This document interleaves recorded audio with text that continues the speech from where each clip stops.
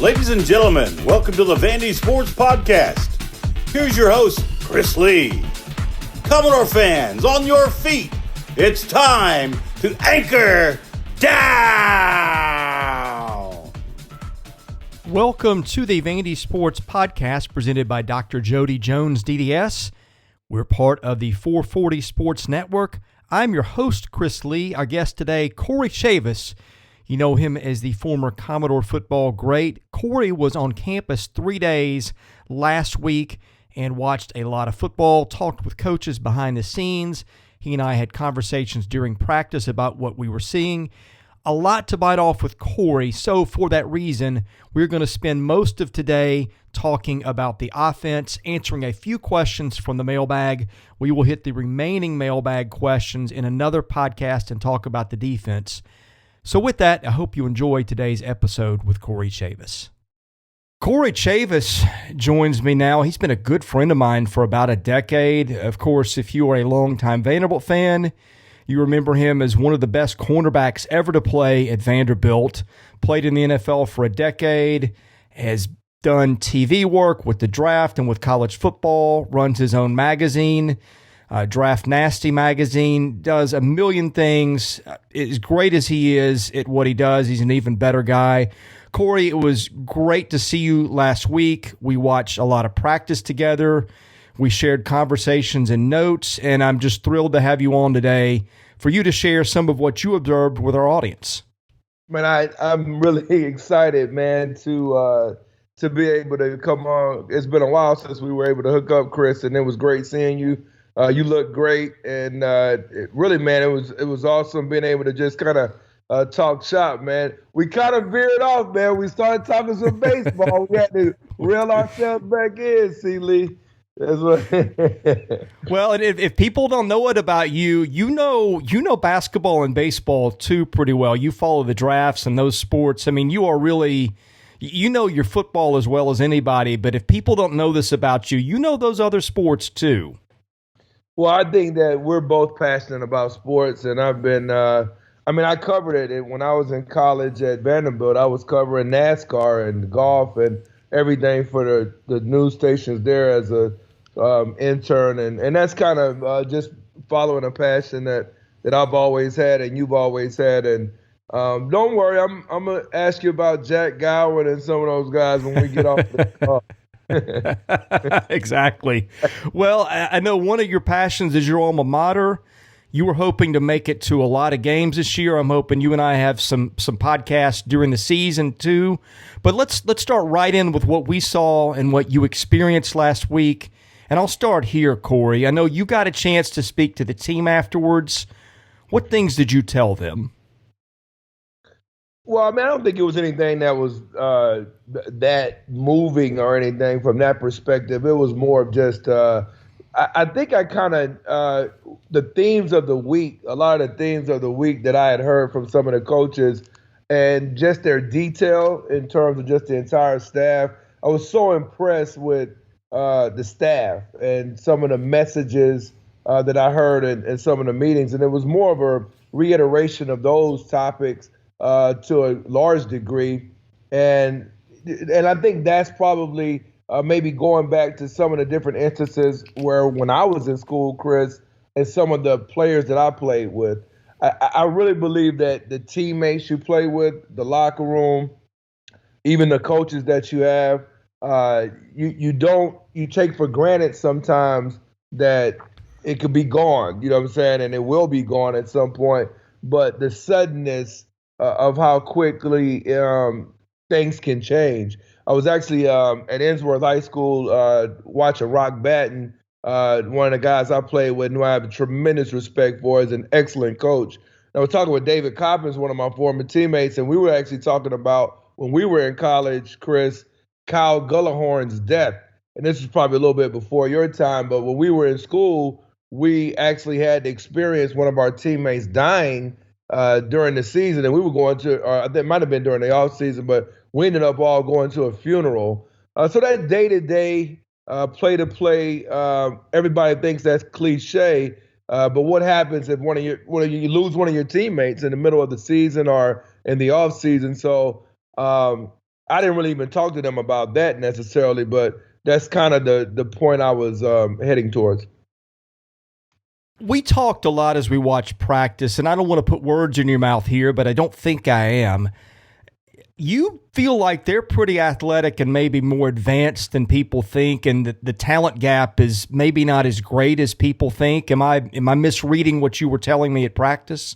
No, I don't think so at all. I think talent gaps and how I guess for me, baby, because and you know this, I probably have a different lens on it because I am at a lot of different practices and games and stuff around the country, and just from the eye test, of course, I think there's things that they are trying to continue to accelerate in terms of some of the stuff that Barton Simmons and the rest of the staff that are going out recruiting are doing. And I think they are doing an excellent job, but they've gotten longer. I think the size, particularly when you look at some of the freshman offensive linemen, I mean, I just look at a guy like Leighton Nelson, for example. I thought he was somebody that, you come back 2 years from now and see where he may develop into in terms of size.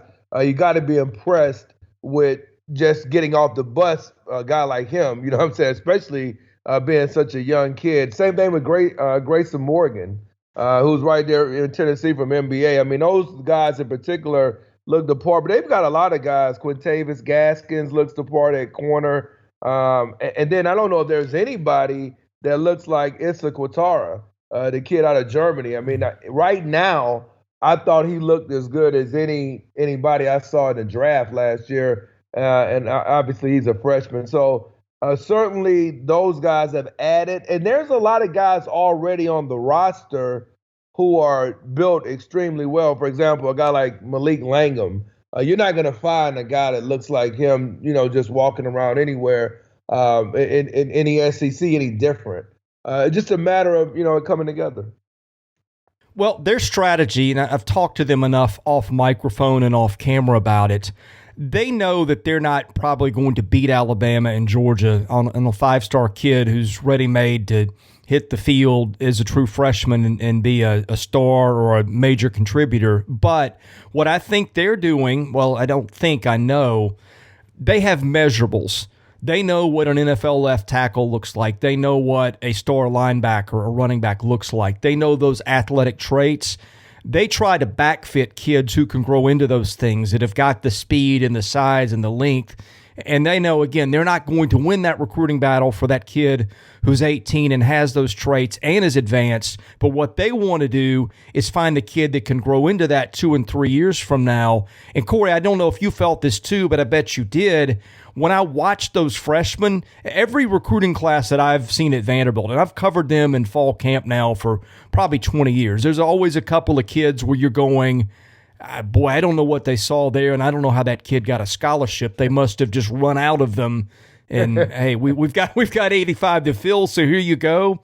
When I watch the freshmen, I don't feel that way about anybody in this class. Yeah, and I that's an excellent point, Chris. And I think when you have those type of attributes like you're talking about, give credit to the identification, certainly. But I think the other part of that is a guy like, for example, that you still have on the roster. We talked about Langham. What about B.J. Anderson? When you complement, now we're talking about somebody who's not a freshman, right? A senior who's 6'1", 195. My thing is, when I go somewhere, I go there with a clean slate. There's no reason to come into it.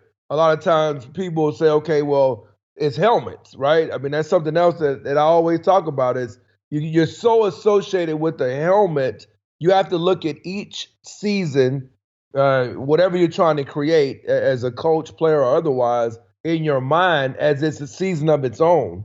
I think that's kind of what I was talking about a minute ago with the Kyle Gullahorn. We didn't know we were going to lose him, coming up to that season. So I think what you're talking about is what is going on now as opposed to maybe what you've seen in the past. And I think that's what we got to concentrate on as people that follow Vanderbilt football and beyond. Well, Corey, I know that you and I could do a 3-hour podcast on this team, maybe more. That probably would be selling us both short.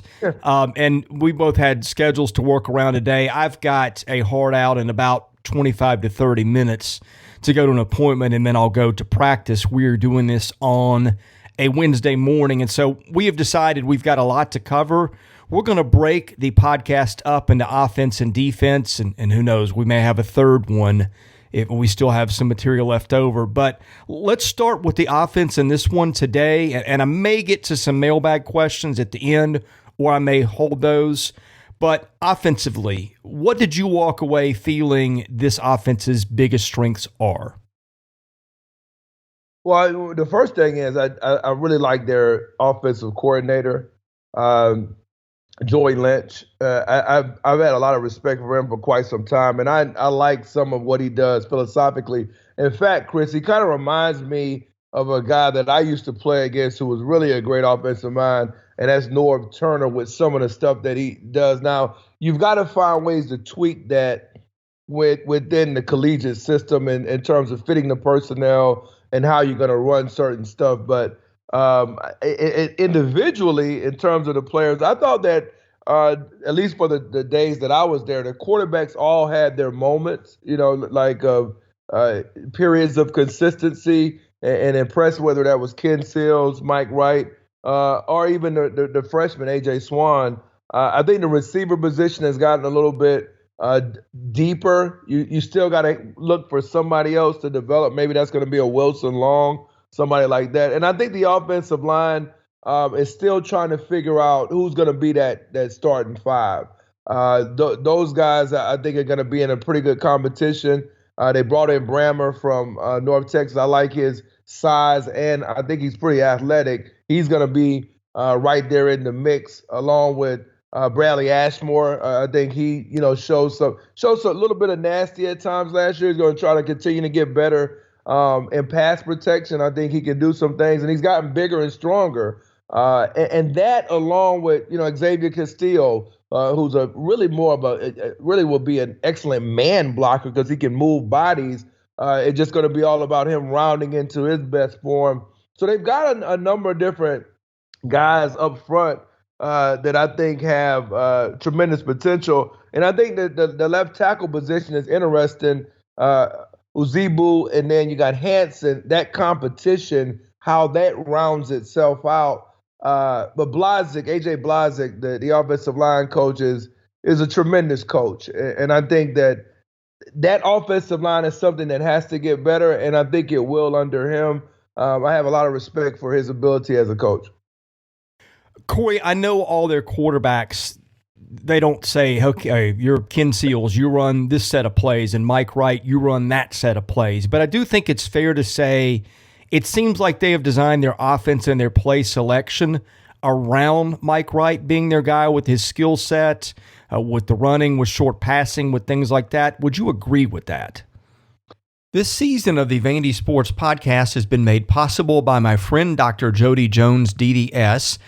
When it comes to general or cosmetic dentistry services, Jody is the best in Nashville. Just check out his client list. It testifies to that. He sees movie stars, music stars, athletes, coaches, you name it. Jody is the dentist of choice for stars in Nashville, but he sees regular folks like you and I as well. What people love about Jody's office is the ambiance. It's relaxing, it's friendly. Someone described it to me as a tooth spa. Whether your needs are general or cosmetic, go see Jody today. Call him 615-270-2322. See him at 55 Music Square East, not far from downtown or the Vanderbilt campus. Jody is a former Vanderbilt football player and a huge Commodore booster, so go and talk Vandy sports with him while you're there. Go see Jody Jones today. Thank him for his support of this podcast, because without it, this season would not be possible. What you've seen is being able to accentuate what somebody does well. Yeah. And I think they understand. That's what I mean when I say you got an offensive coordinator who has some versatility within what they're able to do. Remember, Norv Turner worked with Cam Newton, right? But long before that, he was working with the Dallas Cowboys and Troy Aikman. So when I talk about he reminds me of Norv Turner, I've spent time with Norv, and I kind of know he's got that flexibility. And I think Lynch's offense has some flexibility and adaptability to it in terms of what he can use certain types of schemes to accentuate each of the players' individual strengths. And you can kind of see it morph into the personality of that quarterback when he's the play caller and they're in the lineup for each quarterback. I was impressed with that during the week. I don't know if this is an indictment on the defense or a statement about their personnel on offense, but I thought they have gotten a lot of work done in a good way when they run behind Castillo and Ashmore. Yeah, well, I mean, I think that's more about those guys. I think that's more about their size, they're nasty, and then I think that obviously on the defensive side of the ball, you also have a defensive coordinator and Coach Howell who's come over, and he has a very, very strong reputation for producing defenses that can be multiple. So I think he's going to be experimenting. Sometimes you experiment with some things in camp just to kind of see how you're going to react to it. And that was what impressed me the most about spending time with them, the experimentations, to kind of see how you're going to fit different stuff in the run game. So everything, even if sometimes you're not having success for a day or two, you're kind of finding out about yourself. And I think that's what you kind of have to do as a coaching staff. And that was something that impressed me. Even when I say experimentations, I'm talking about maybe what front you would try against a specific run, because some of those stuff is maybe you talk about the staff meetings or like what you want to see on each side, and then you're going to see how your players react to it after walking through and then executing it during practice, and that lets you know what your strengths and weaknesses as a coach in terms of your personnel. I think most people, probably me included, looked at the state of their offensive line leaving a year ago. We saw they added Jacob Brammer, a guy who was an all-conference guy, I think maybe second team or honorable mention last year at North Texas. And you just presume that he will plug in somewhere and start. That's not necessarily been the case. What does that say about the state of that offensive line? I think it's good. I think you got to have the competition.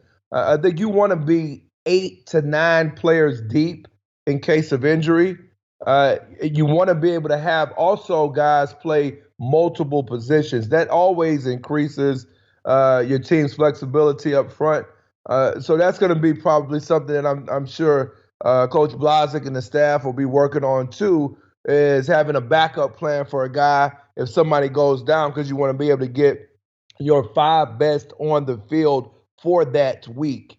Particularly, for example, if you have to go and lose your center, because they've got such an integral part of their offense revolves around Julian Hernandez at center, a guy who I think is pretty solid in terms of kind of controlling and keeping everybody calm up front. So you want to be able to work with some different combinations during camp.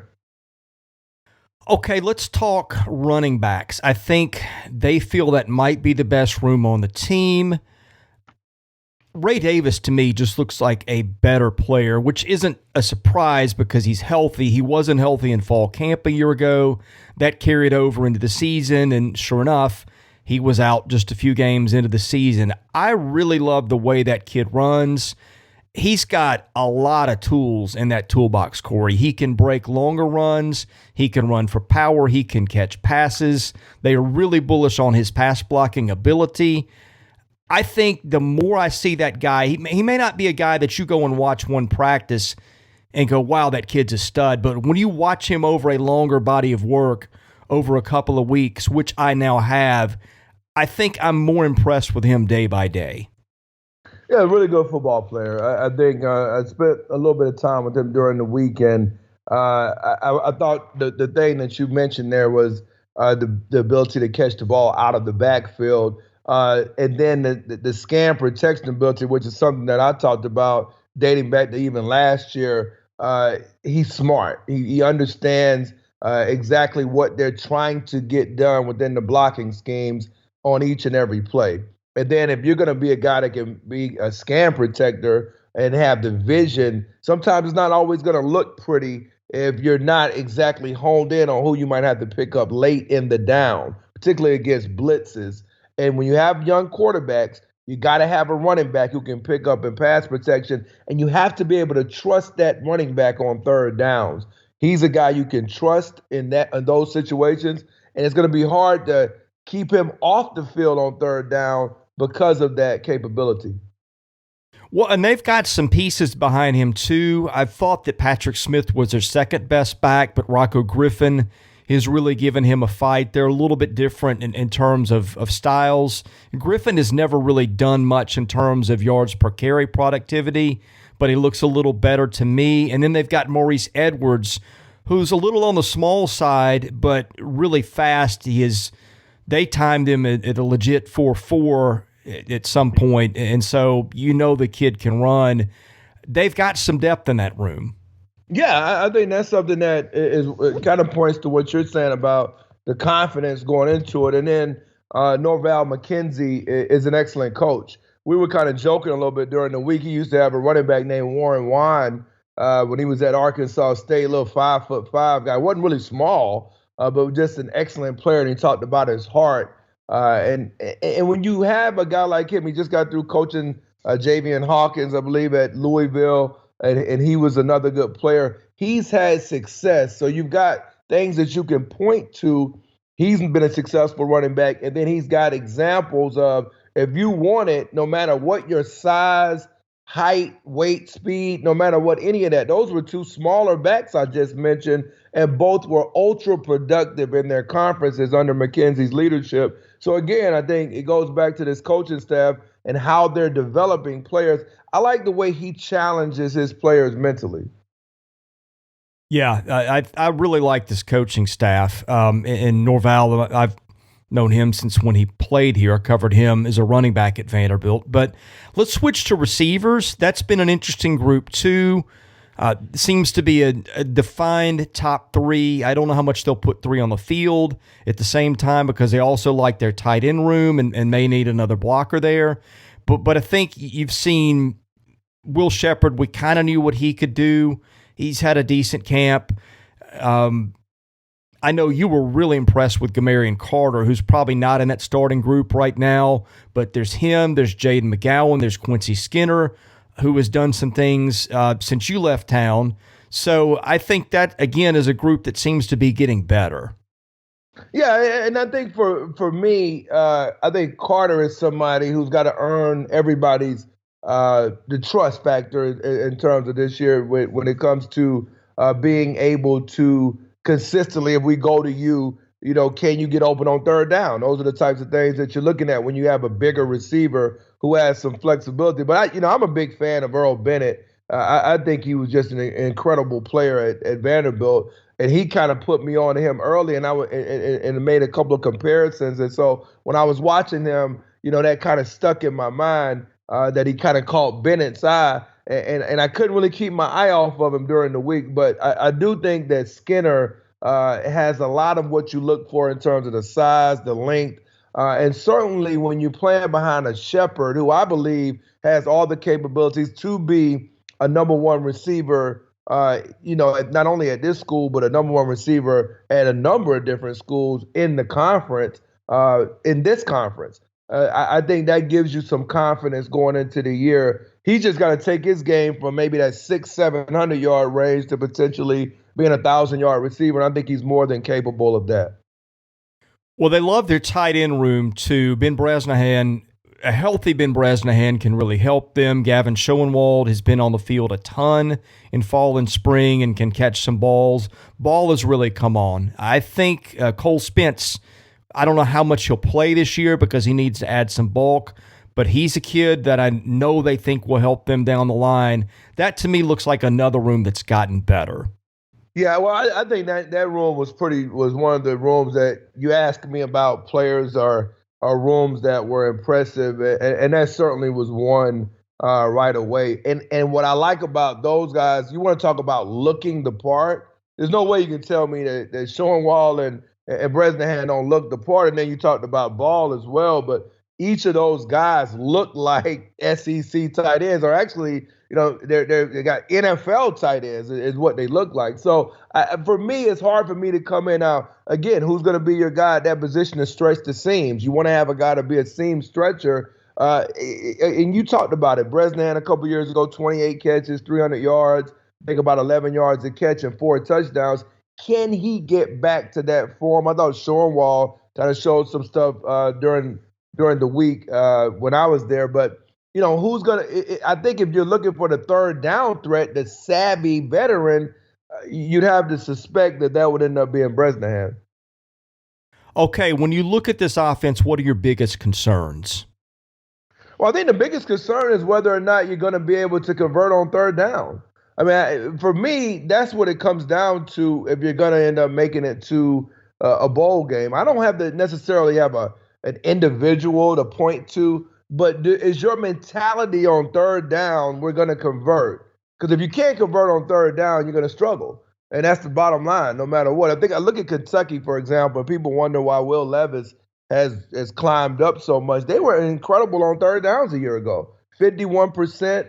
And you've got same thing with Alabama. They're right after, a lot of people don't realize Kentucky was second in the conference in third down. And when I'm looking at an offense, I want to see how well they convert on third down, which what that means is, hey, the guys you talked about earlier, on first and second down, those running backs, those tight ends, can you give me, can we get out of those 2 downs with 6, 7, 8 yards? That's going to give us a chance on third down. We don't want to be, because now on third down, if you're 3rd and 3, 3rd and 4, and you got Mike Wright as a quarterback, you've got options, right? But if that's 3rd and 7, 3rd and 8, and you've had a negative play on those first and second down, it's going to be tough. I think that's going to be a big key, is getting into manageable third downs. And I'm sure that's something they're going to be concentrating on. And that's going to also protect your offensive line, Chris. If you can get in those manageable third downs, you're not going to have them where it's a predictable blitz or something they've got to pick up, a stunt, a twist.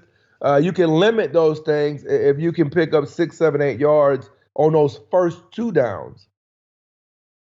All right, we've got about 10 minutes left. I want to get into some questions from the audience, if you're cool with that. Sure.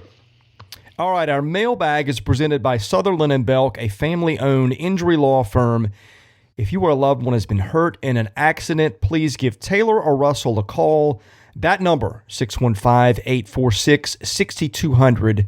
See what your rights are and if they can help. Bobby 2 times asks, what is your evaluation of Coach Clark Lee? And if he was around the team in the Derek Mason era, what does he see as the biggest difference between the 2 programs? Also, do you think the program is headed in a winning direction? Yeah, I think the program's heading in a winning direction, and I'm a big believer in Clark Lee. I mean, first of all, when have we had at Vanderbilt? I mean, I guess you could go back. What was it? Maybe the Watson Brown. You'd have to go back that far. Yeah, somebody that played there. You know what I'm saying, and was able to end up coaching at the same school. I'm not sure. I'm pretty sure about that, right, Chris? That was probably correct. The last situation where you had that. But it's a little bit different when you have somebody, and not only that, with the athletic director. I mean, I think you have to go to Oklahoma State and maybe one other program in the country, Chris, you would know it, that has that situation. So you got to understand the desire that he has to want to be successful and that understand what has already occurred here before and the challenges that come with it. But that passion from that perspective, and then the detail, the calm, I think that's something, I want to see somebody with a steady hand. He doesn't, you can go back to any time where you've seen him coach before. He's emotional, he's passionate, but at the same time, he's not going to have those unbelievable, crazy ebbs and flows that rock your team because they're following that coach's body language. I think he understands all of those different aspects. And then the coaching staff that we already talked about, I think that says a lot about who you have as a coach. What coaches want to coach with you and what types of coaches are they? And I think that has a lot to do with, you look at Justin Lustig, a guy who's the special teams coach, and he's coached so many different areas of a football team. He's got a lot of good coaches around him. I think that says a lot about him and who he is, and also the respect that he garners around the nation. Okay, Mule Train 65 asks this. What style of quarterback do you think gives Vandy the best chance for success, not just this season, but looking ahead in recruiting as well? I just think a quarterback that is efficient. And I know you can say, well, what does that mean? Well, that's a quarterback that whatever he's good at, be good at that. So if you're a quarterback that's a thrower, then you want to make sure that quarterback has a quick release. He can get the ball out of his hands and be efficient and really make up for some of the weaknesses that quarterback may possess with that release and how quickly he can get the offense going by the ball getting to the receivers at a faster pace. And if you're a runner and you create, be superb in that area. So and also be able to still throw. So like that dual threat is a little different from, I guess, what you would call a pro style. And in each facet, you have to be the type of quarterback that I think best suits here is the quarterback that's most efficient in what they do within whatever way they've described, as whether it's dual threat or pro. So I don't think there has to be a specific type because teams change year to year. I don't think Mac Jones is maybe quite the same as Jalen Hurts was, but they were both successful at Alabama, right? So I think that's more what I'm talking about. Whatever you're good at, be very good at that. And that's the type of quarterback Vanderbilt needs. Here's a good one, and I think the staff has a very defined answer for this one, by the way. VU in Georgia asks Corey, what type of recruit do you think has the makeup to play at Vanderbilt? The type of recruit that has the makeup to play at Vanderbilt. In terms of, are we talking about? I guess my question to you, maybe for clarification, Chris, just to make sure I answer the question right. The type of recruit, does that mean it could be a guy that's not being recruited at all? And in terms of maybe a 0 or 1 star that nobody knows about, or is it somebody that's academically strong and yet still is ranked pretty high? Like, I'm trying to get a little clarification here.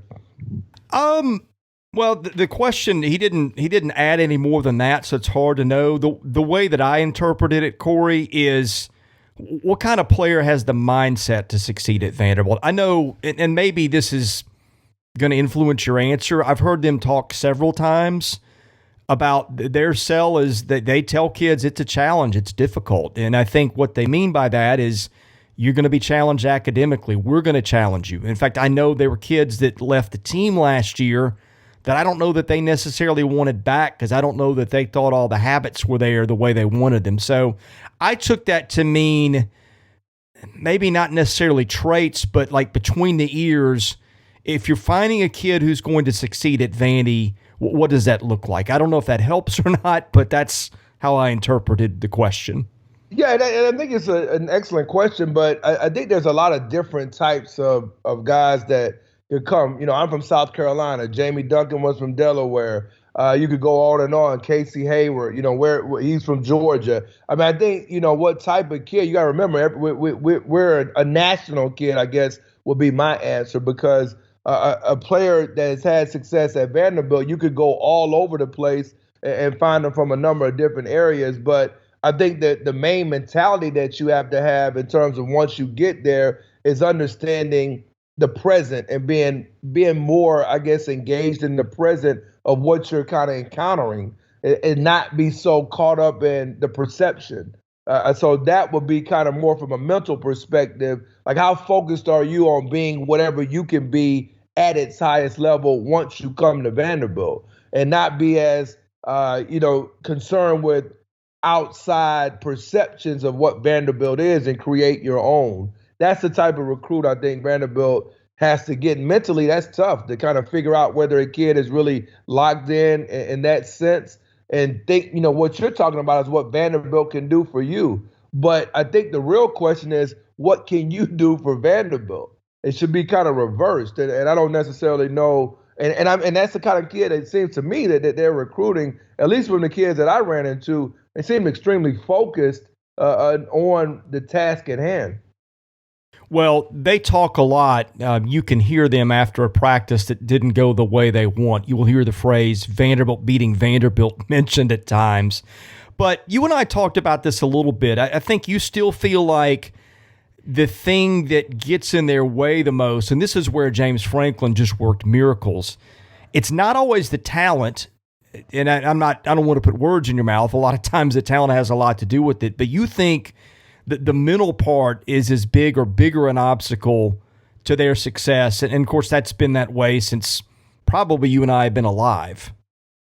Yeah, I think so. I think with the mental part, for me, they've got a lot of people that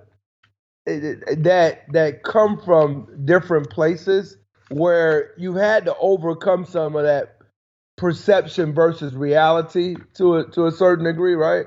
And I think that's really what I'm talking about, because the perception was for the longest time that, okay, you weren't going to be able to have like a large amount of consistent success at Northwestern, right? With Pat Fitzgerald, you have a year and then you don't have another year. And that's kind of what you're talking about with James Franklin.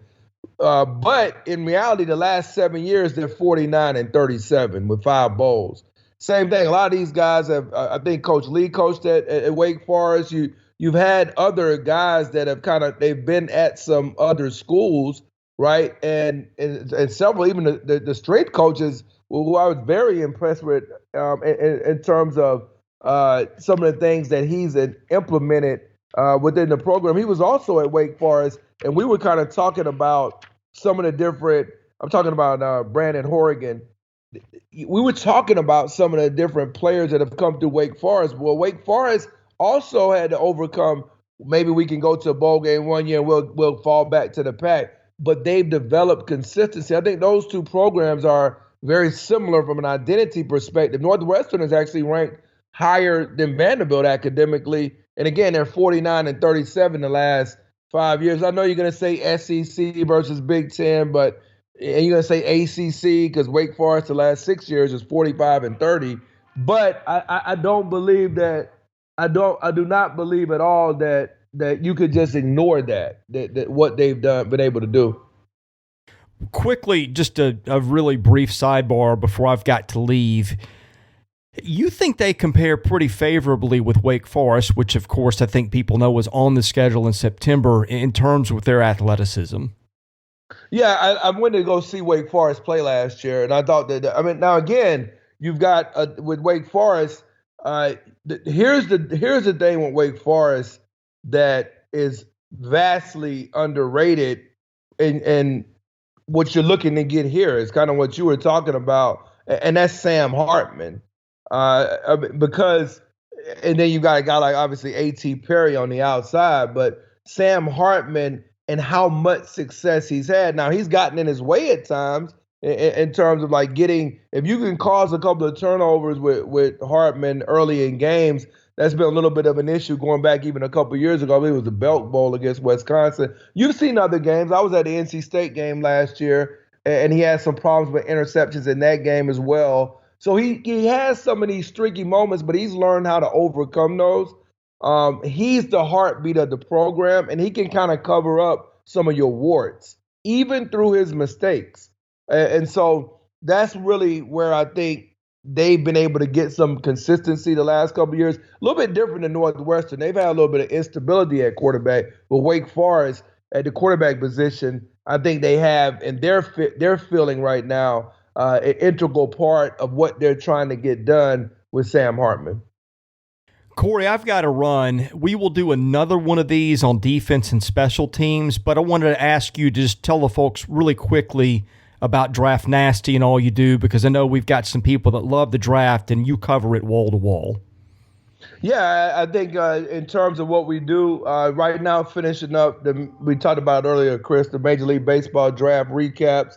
I've been doing those a lot. We did about 25 different prospects, their recaps, where they're going, who they got drafted by. In fact, we just got through with Braylon Wimmer. I'm sure you covered him, Chris, quite a bit at Carolina.